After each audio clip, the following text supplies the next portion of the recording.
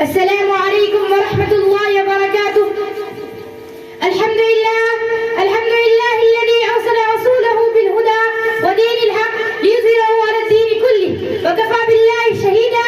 أشهد أن لا إله إلا الله وحده لا شريك له إقرارا به وتوحيدا وتعظيما لشانه وتمجيدا، وأشهد أن نبينا محمدا عبده ورسوله الذي أرسل بالحق بشيرا ونذيرا وداعيا إلى الله بإذنه وسراجا منيرا، صلى الله على آله وصحبه أجمعين. أما بعد، فقال تعالى في كلامه المجيد والفرقان الحميد: وأعوذ بالله من الشيطان الرجيم، بسم الله الرحمن الرحيم.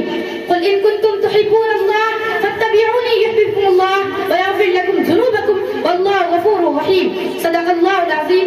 أخوتي في الله، إن حب الرسول صلى الله عليه وسلم حتم لازم على جميع عباد المؤمنين، فلا يكون العبد مؤمنا حقا تاما إلا أن يكون صادقا في حب الرسول صلى الله عليه وسلم، وهذا من تمام إيمان العبد أن يقدم محبة الرسول صلى الله عليه وسلم على محبة جميع الخلق، بل على محبة الأهل والناس أجمعين.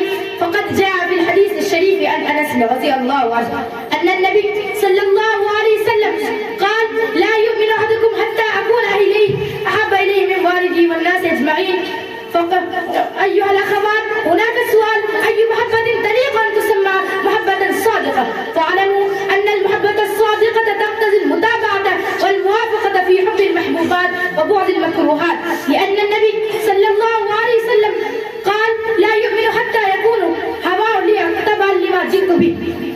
وقال تعالى: قل إن كنتم تحبون الله فاتبعوني يحببكم الله ويغفر لكم ذنوبكم والله غفور رحيم. قل أطيعوا الله والرسول فإن الله لا يحب الكافرين. اتضح من ذلك أن من أحب الله والرسول محبة صادقة يلزم عليه أن يحب ما يحب الله والرسول ويكره ما يكره الله والرسول ويعمل بجوارحه بمقتضيات هذه المحبة، فمن عمل ما يخالف الشريعة الغراء.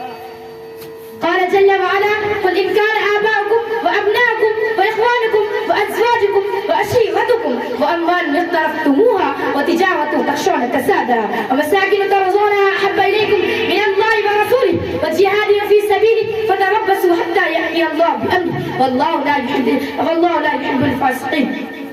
بارك الله لنا ولكم في القرآن المجيد، ونفعنا وإياكم بالآيات والذكر الحكيم، فاستغفروه إنه هو الغفور الرحيم. السلام عليكم ورحمة الله.